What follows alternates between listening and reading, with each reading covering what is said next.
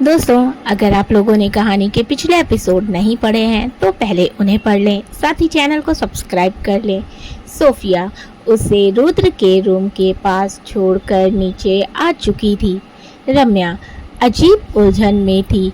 उसे समझ ही नहीं आ रहा था कि वो अंदर जाए या नहीं, लेकिन अंदर जाने के अलावा उसके पास और कोई रास्ता भी नहीं था। वो अपनी पूरी हिम्मत जुटाकर दरवाज़ा खोलकर अंदर जाती है। रम्या रूम को ध्यान से देख रही थी। रूम काफ़ी बड़ा और खूबसूरत था। रूम की हर चीज़ वाइट और ब्लैक कॉम्बिनेशन में थी। उसे थोड़ा अजीब लगा। भला ऐसे कलर कौन रखता है, जैसे जिंदगी में कोई खुशी, कोई रंग ही ना हो।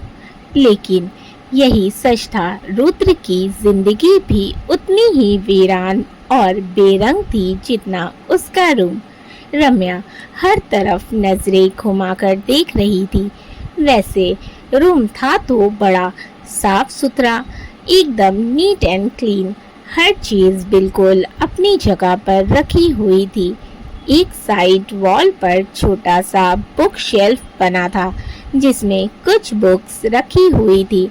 शायद रुद्र को भी बुक्स पढ़ना पसंद था, क्योंकि ये आदत तो रम्या को भी काफी पसंद थी। रूम के बीच में एक किंग साइज बेड रखा था और साइड में काउच के साथ टेबल लगी थी। उसी के कुछ दूरी पर बैल्कनी का दरवाजा था। पूरे रूम में बस एक ही तस्वीर थी जो बेड के ऊपर लगी थी। काफी बड़ी और खूबसूरत थी, जिसमें रुद्र अपने फुल एटीट्यूड के साथ शर्टलेस खड़ा था। उसका आधा चेहरा उसकी बाजू से ढका हुआ था। उसकी मस्कुलर बॉडी बहुत ही अट्रैक्टिव लग रही थी। रम्या तुरंत अपनी आंखों पर हाथ रखकर बोलती है, हे भगवान, ये कैसी फोटो लगाई है। सर ने बिना कपड़ों के, इतने अमीर हैं, एक शर्ट तो खरीद ही सकते हैं, फिर भी बिना कपड़ों के फोटो खिंचवाई है। अच्छा खासा चेहरा दिया है भगवान जी ने, फिर भी उसे छुपाकर बॉडी दिखा रहे हैं। रुद्र उसके पीछे खड़ा गुस्से से उसे घूर रहा था। रम्या खुद में ही बोल रही थी। उसे बिल्कुल अंदाजा नहीं था कि रुद्र शावर लेकर बाहर आ गया है और पीछे खड़ा उसके मुंह से अपनी तारीफ सुन रहा है। रुद्र उसकी तरफ कदम बढ़ाते हुए बोला, फेस मेरा, बॉडी मेरी, मेरा जो मन करेगा वो दिखाऊंगा। तुम्हें इसमें कोई प्रॉब्लम है? रम्या उसकी आवाज सुनकर एकदम से हड़बड़ा गई और तुरंत उसे देखकर ना में सिर हिला दिया। रुद्र उसके और पास आते हुए बोला, और क्या कहा था अभी तुमने कि मैं इतना अमीर हूँ फिर भी एक शर्ट नहीं खरीद सकता? वो भौवें उचकाकर उससे पूछ रहा था। रम्या तो घबरा कर दीवार से चिपक गई और हकलाते हुए बोली, सर, हमारा वो मतलब नहीं था। रुद्र, अच्छा तो क्या मतलब था तुम्हारा? कि मैं कंजूस हूँ? रम्या जल्दी से ना में सिर हिलाकर, सर, हमने ऐसा नहीं कहा, हम तो बस। वो आगे बोलती, उससे पहले डोर पर नॉक होता है। रुद्र उससे दूर होता है और यस कम इन बोलकर उसे घूरते हुए ड्रेसिंग टेबल के सामने आकर अपने बाल बनाने लगता है। रम्या की तो जान में जान आई। सोफिया अंदर आती है और कुछ बैग्स रम्या को देते हुए बोलती है, मैम, ये बड़ी मैम ने आपके लिए भेजे हैं। आप जल्दी से फ्रेश होकर लंच के लिए नीचे आ जाइए। रम्या हाँ में अपना सिर हिला देती है और बैग्स चेक करती है तो उसमें सिर्फ साड़ी ही थी। वो एक लाइट ब्लू रंग की साड़ी लेकर फ्रेश होने चली जाती है। कुछ देर बाद वो चेंज करके आती है तो रुद्र रूम में नहीं था। रम्या सुकून की सांस लेती है और अपने बाल ठीक करके नीचे आ जाती है। शारदा जी उसे साड़ी में देखकर काफी खुश होती है। तभी रुद्र आ जाता है। ब्लैक पैंट और वाइट शर्ट में वो बहुत ही हैंडसम लग रहा था। रुद्र की नज़र रम्या पर जाती है तो वो उसे देखने लगता है। रुद्र आज पहली बार रम्या को साड़ी में देख रहा था। आज तक उसने सिर्फ उसे सलवार सूट या फ्रॉक सूट में ही देखा था। साड़ी में वो बहुत अच्छी लग रही थी। शारदा जी उसे देखकर बोलती है, रुद्र आइए लंच करते हैं। रुद्र डाइनिंग टेबल के पास आकर बोलता है, दादी माँ मुझे कुछ ज़रूरी काम है, इसीलिए मैं ऑफिस जा रहा हूँ। आप लोग लंच कर लीजिए, मैं डिनर से पहले आ जाऊँगा। शारदा जी ठीक है, जल्दी आइएगा।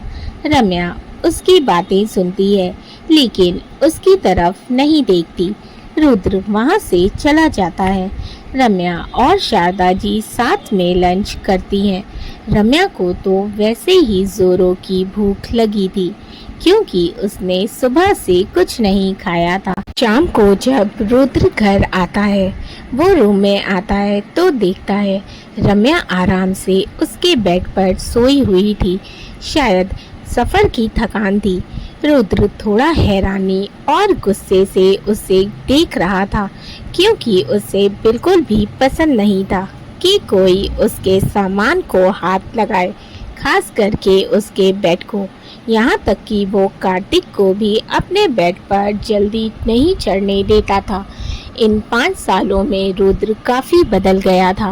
वो अपनी सभी चीज़ों को बहुत रिजर्व रखने लगा था और खुद भी उतना ही रिजर्व रहने लगा था। ना ही वो ज़्यादा किसी से मिलता था और ना ही ज़्यादा किसी से बातें करता था, सिर्फ कार्तिक को छोड़कर। यहाँ तक कि उसने पार्टीज अटेंड करना भी लगभग बंद कर दिया था। बड़ी मुश्किल से वो बस उन्हीं पार्टियों में जाया करता था जो उसके लिए बहुत खास क्लाइंट ने दी होती थी, वो भी बस फॉर्मेलिटी अदा करने के लिए। रुद्र कबर्ड से अपने कपड़े निकालता है और चेंज करने वॉशरूम में जाता है और गुस्से से जोर से वॉशरूम का डोर लॉक करता है। इतनी जोर की आवाज़ से रम्या की आंख खुल जाती है। वो आंख मलसलते हुए एकदम से उठकर बैठ जाती है और अपने अगल बगल देखने लगती है। वॉशरूम से पानी गिरने की आवाज़ से वो समझ जाती है कि रुद्र आ गया है। वो चुपचाप उठकर रूम से बाहर निकल जाती है। नीचे हॉल में आकर वो देखती है शारदा जी सोफे पर बैठी हुई थी, जो उसे देखकर प्यार से बोलती हैं, उठ गई आप। रम्या बस हल्की से मुस्कुराकर उनके पास आकर बैठ जाती है। उसे अपने घर की बहुत याद आ रही थी, खास करके कुसुम की, क्योंकि उसे पता था कुसुम उसके लिए परेशान हो रही होगी। 2 दिनों से उसकी बात नहीं हुई थी कुसुम से। उस दिन गौरव से बचने के चक्कर में उसका फ़ोन भी कहीं गिर गया था और ना ही उसे कुसुम का नंबर याद था कि वो उसे कॉल करके बात कर सकती थी। लेकिन वो किसी से कुछ नहीं कहती। रात को सभी बैठे खाना खा रहे थे। तभी शारदा जी बोलती हैं, रुद्र कल हम रम्या की पहली रसोई की रस्म करना चाहते हैं, तो कल वो आपके साथ ऑफिस नहीं जाएगी। आपको कोई दिक्कत तो नहीं है ना? रुद्र एक नज़र अपने सामने बैठी रम्या को देखता है, जो चुपचाप सर झुकाए बस प्लेट में चम्मच घुमा रही थी। फिर शारदा जी की तरफ देखकर बोलता है, दादी माँ आपको जो भी रस्में करनी है कीजिए, लेकिन बस कल भर, क्योंकि ऑफिस में बहुत काम है और प्लीज़ मुझे इन सब में इन्वॉल्व मत कीजिएगा, क्योंकि आपको पता है ना मुझे इन सब में कोई इंटरेस्ट नहीं है। शारदा जी, हाँ हमें पता है। अच्छा ये बताइए, आपने अपने रिसेप्शन के बारे में क्या सोचा है? कब आप अपनी शादी के बारे में सबको बताएंगे? रुद्र उनकी बात सुन रम्या को देखता है, फिर कुछ सोचकर बोलता है, दादी माँ, मैंने अभी रिसेप्शन के बारे में कुछ नहीं सोचा है। फिलहाल ऑफिस में वर्कलोड बहुत ज़्यादा है, तो अभी मेरे पास इन सब चीज़ों के लिए बिल्कुल भी टाइम नहीं है। शारदा जी, ठीक है, जब आपको ठीक लगे। डिनर के बाद रम्या रूम में आ जाती है। रुद्र अपनी कोई इम्पोर्टेंट कॉल अटेंड कर रहा था। रम्या किसी सोच में गुम बेड पर बैठी थी। उसे ध्यान ही नहीं था कि ये रुद्र का रूम है और वो अभी यहीं आएगा। तभी दरवाज़ा खुलता है और रुद्र अंदर आता है। रम्या उसे देखकर हैरानी से बोलती है, आप इस वक्त यहाँ क्या कर रहे हैं सर? रुद्र उसकी बात सुन हैरानी से उसे देखने लगता है, जैसे पूछ रहा हो ये कैसा सवाल है। रुद्र दरवाज़ा बंद करते हुए बोलता है, मिस रम्या, शायद आप भूल रही हैं कि ये मेरा घर है, ये मेरा रूम है और जिस पर आप अभी आराम से बैठी हैं वो मेरा बेड है। उसकी बात सुन रम्या जल्दी से बेड से उतरकर दूर खड़ी हो जाती है और अटकते हुए बोलती है, हाँ हमें पता है कि ये आपका घर है, आपका रूम है और आपका बेड है, लेकिन अभी आप यहाँ क्यों आए हैं? मेरा मतलब है हम एक कमरे में कैसे रह सकते हैं? वो परेशानी से बोली। रुद्र उसकी तरफ बढ़ते हुए, कैसे रह सकते हैं का क्या मतलब है? वैसे ही रहेंगे जैसे एक कपल रहते हैं। उसकी बात सुन रम्या गुस्से से बोलती है, सर आप ये कैसी बातें कर रहे हैं? प्लीज़ आप किसी और रूम में जाकर सो जाइए। रुद्र ये मेरा रूम है और मैं यहाँ से कहीं नहीं जाऊँगा। रम्या तो ठीक है, हम ही चले जाते हैं। वो जैसे ही जाने के लिए कदम बढ़ाती है, रुद्र उसके आगे आकर खड़ा हो जाता है। रम्या हैरानी और गुस्से से, आप क्या कर रहे हैं सर? प्लीज़ हमारा रास्ता छोड़िए। रुद्र, ना मैं इस रूम से जाऊंगा और ना ही तुम। तभी रम्या बोली, दादी माँ और दुनिया के सामने हम पति पत्नी हैं, अकेले में नहीं। हम आपके साथ एक रूम में नहीं रहेंगे। रुद्र, स्टॉप इट रम्या, तुम तो ऐसे बोल रही हो जैसे मैं कोई भूत हूँ जो तुम्हें खा जाऊंगा। उसकी बात से रम्या को शर्मिंदगी सी महसूस होती है। शायद उसने ज़्यादा ही रिएक्ट कर दिया। वो नज़रें झुका लेती है। रुद्र आगे बोलता है, मैं इसीलिए तुम्हें रोक रहा हूँ क्योंकि मैं नहीं चाहता दादी माँ को कुछ भी पता चले। अगर उन्होंने हम दोनों में से किसी को भी बाहर जाते हुए देख लिया तो ढेरों सवाल पूछेंगी और टेंशन अलग लेंगी। इसीलिए हम दोनों यहीं रहेंगे। मैं बेड पर सो जाऊंगा, तुम काउच पर सो जाना। रम्या को उसकी बात सही लगती है। वो हाँ में अपना सिर हिला देती है, लेकिन जैसे ही रुद्र की आखिरी लाइन सुनती है, हैरानी से बोलती है, क्या हम काउच पर नहीं सोएंगे सर? आप काउच पर सो जाइए, हम बेड पर सो जाएंगे। रुद्र अपनी आंखें छोटी करते हुए, रूम मेरा, बेड मेरा और मैं सोफे पर सोऊं? बिल्कुल नहीं। अगर तुम्हें सोफे पर सोने में प्रॉब्लम है तो तुम नीचे फर्श पर भी सो सकती हो। इनफैक्ट अब तो ये तुम्हारा भी रूम है, तो मेरे बेड को छोड़कर तुम्हारा जहाँ मन करे तुम वहाँ सो सकती हो। ये बोल वो आराम से अपने बेड पर लेट जाता है।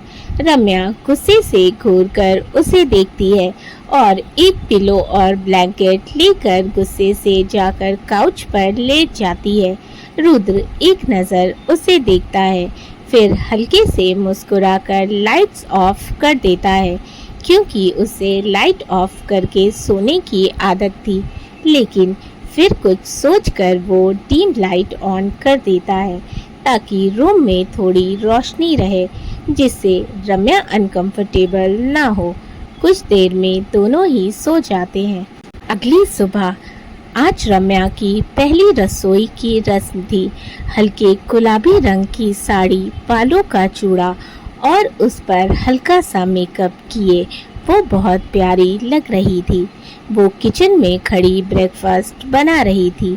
सोफिया एक किनारे खड़ी बीच बीच में उसकी छोटी मोटी मदद कर रही थी, क्योंकि रम्या को तो सब आता ही था बनाने। कुछ देर में वो सारा ब्रेकफास्ट बनाकर डाइनिंग टेबल पर लगा चुकी थी।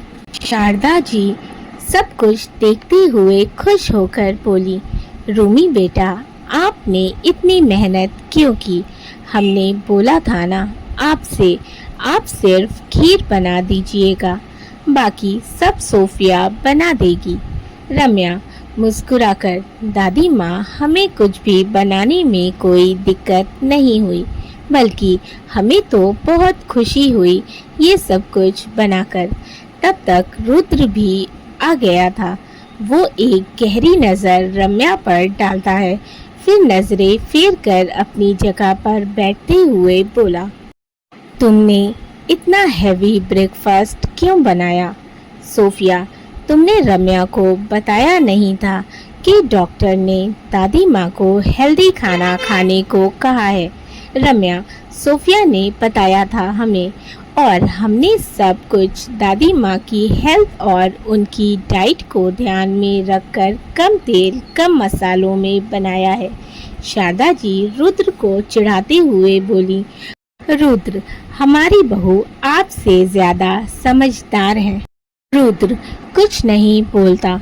शारदा जी जैसे ही आलू के पराठे का एक टुकड़ा तोड़कर खाती हैं, वो उसकी तारीफ करते हुए बोली, रम्या बेटा, सच में आपने बहुत टेस्टी पराठे बनाए हैं, जैसे किसी प्रोफेशनल शेफ ने बनाया हो। रम्या को अपने खाने की इतनी तारीफ सुनकर बहुत अच्छा लगता है, क्योंकि आज पहली बार था जब कुसुम को छोड़कर किसी और ने उसके बनाए खाने की इतनी तारीफ की थी। जब भी वो घर पर खाना बनाती थी, सौरभ जी को छोड़कर बाकी सब उसके खाने में कमियां निकालते रहते थे, और सबसे ज़्यादा किरण। सौरभ जी ने कभी कमी तो नहीं निकाली थी, लेकिन कभी तारीफ भी नहीं की थी। दोस्तों, स्टोरी अच्छी लग रही है तो वीडियो को ज़रूर लाइक कर दें। चैनल को सब्सक्राइब नहीं किया है तो पहले चैनल को सब्सक्राइब कर लें। साथ ही अपने फीडबैक मुझे ज़रूर दें, अपने फैमिली एंड फ्रेंड्स के साथ शेयर करें। इसी तरह से अपना प्यार बनाए रखें। अगर स्टोरी के पिछले एपिसोड्स नहीं पढ़े हैं तो मैंने लिंक डिस्क्रिप्शन बॉक्स में मेंशन कर दिया है, आप वहां पर कहानी के पिछले सभी एपिसोड्स पढ़ सकते हैं। Thank you for watching and keep supporting. Love you all. मिलते हैं नेक्स्ट एपिसोड में।